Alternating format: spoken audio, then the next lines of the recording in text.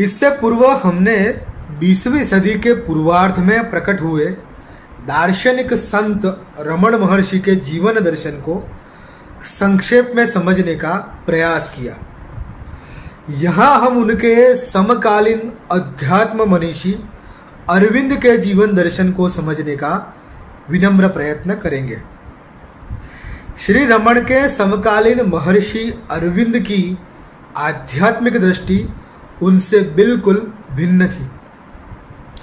दो अलग दिशाएं या कहे दो भिन्न मनोभूमिकाएं एक ही समय पर अवतरित या अभिव्यक्त हुई, यह भारत में एक अविरल घटना थी। यह साधारण भेद भारतवर्ष की दो अति प्राचीन परंपराओं का चिरंतन भेद है। एक को सिद्ध मार्ग कहा जाता है, जिसे हम योग मार्ग भी कह सकते हैं। अरविंद को उस मार्ग के 20वीं सदी के सबसे बड़े प्रतिनिधि के रूप में देखा जा सकता है। दूसरे को ज्ञान मार्ग कहा जाता है, जिसे हम वेदांत भी कह सकते हैं। रमन को उस मार्ग के 20वीं सदी के सबसे बड़े प्रतिनिधि के रूप में देखा जा सकता है। जैसे कि हमने इससे पूर्व जाना, रमण कहते हैं कि ज्ञान साधना की अंतिम स्थिति है, तो अरविंद कहते हैं कि वह साधना की प्रथम अवस्था है। अरविंद कहते हैं कि उस ज्ञान के प्रकाश में सिद्ध का देह तेजोमय बन जाना चाहिए तथा अन्यों में भी उस प्रकाश से रूपांतरण होना चाहिए।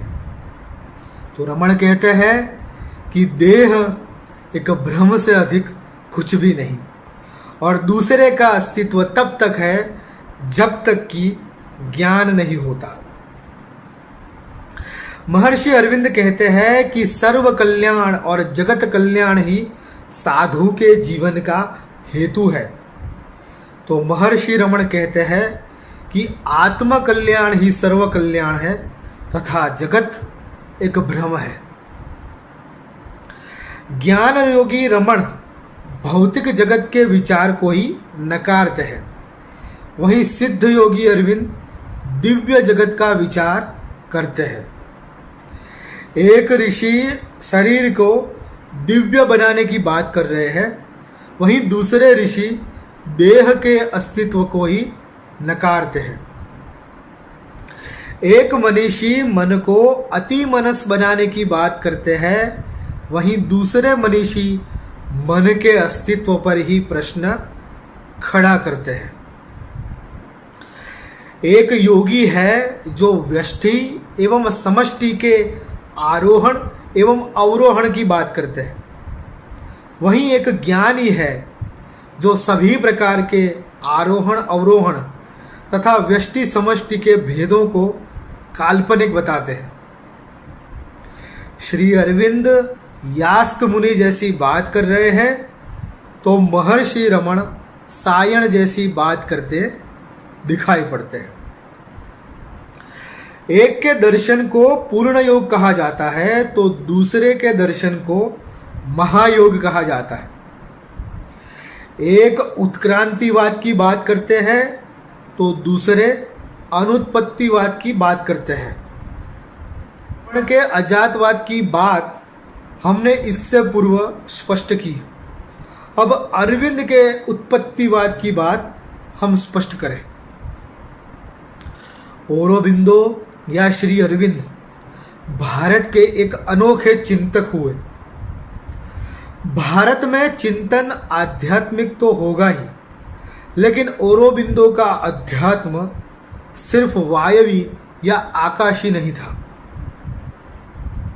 वैसे उन्होंने जो स्वप्न देखा वह फलीभूत ना हो पाया, किंतु उन्होंने आधुनिक भारत को अध्यात्म की नई व्याख्या प्रदान की।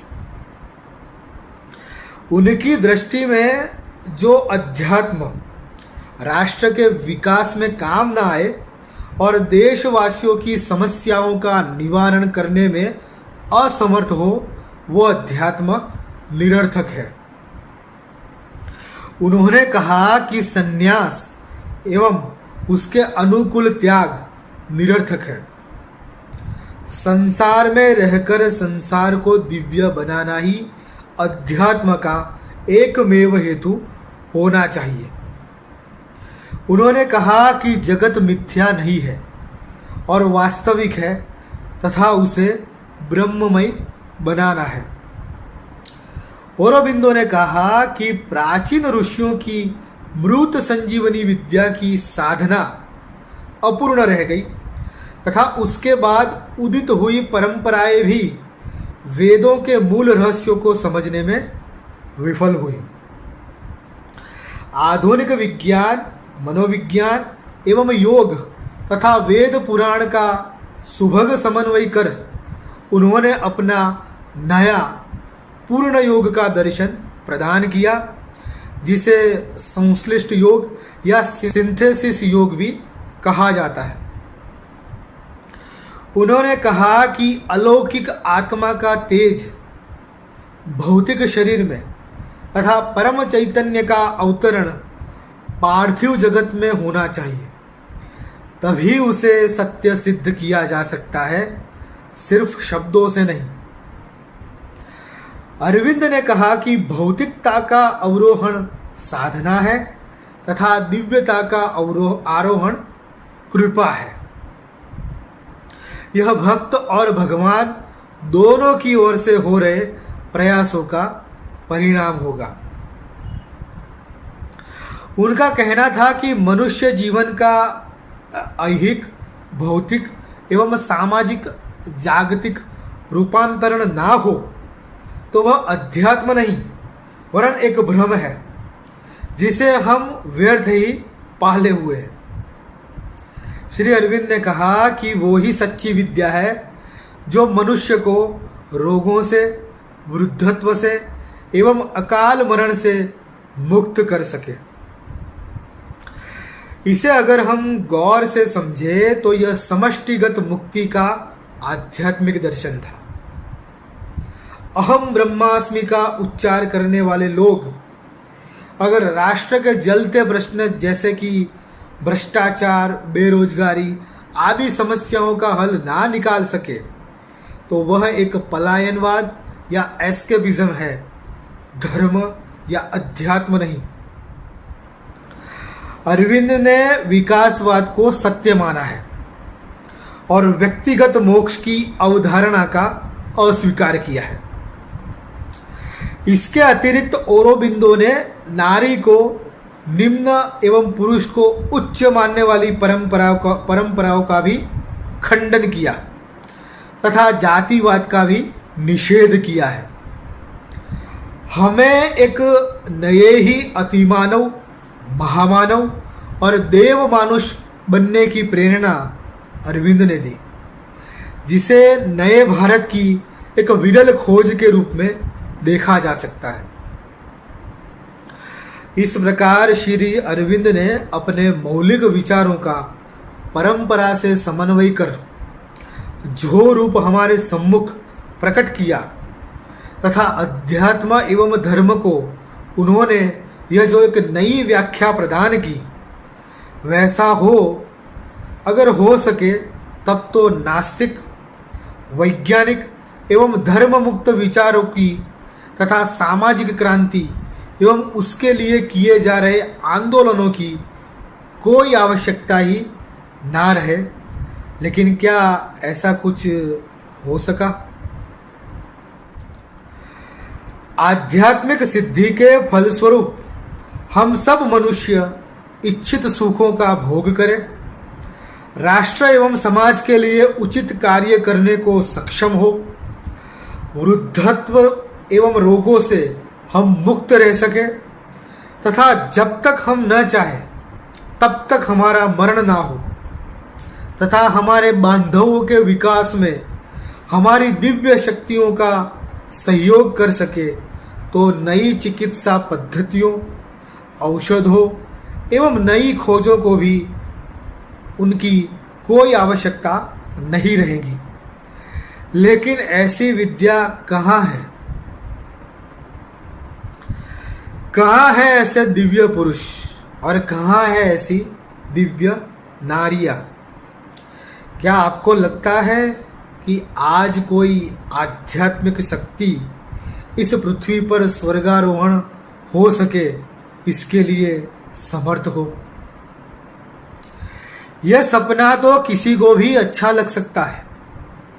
विज्ञान भी ऐसा ही सुंदर सपना देख रहा है, लेकिन क्या ऐसा हो सके उसका कोई आध्यात्मिक विज्ञान आपको दिख रहा है? यह वो प्रश्न है जो श्री अरविंद के जाने के बाद हमें स्वयं से पूछने होंगे।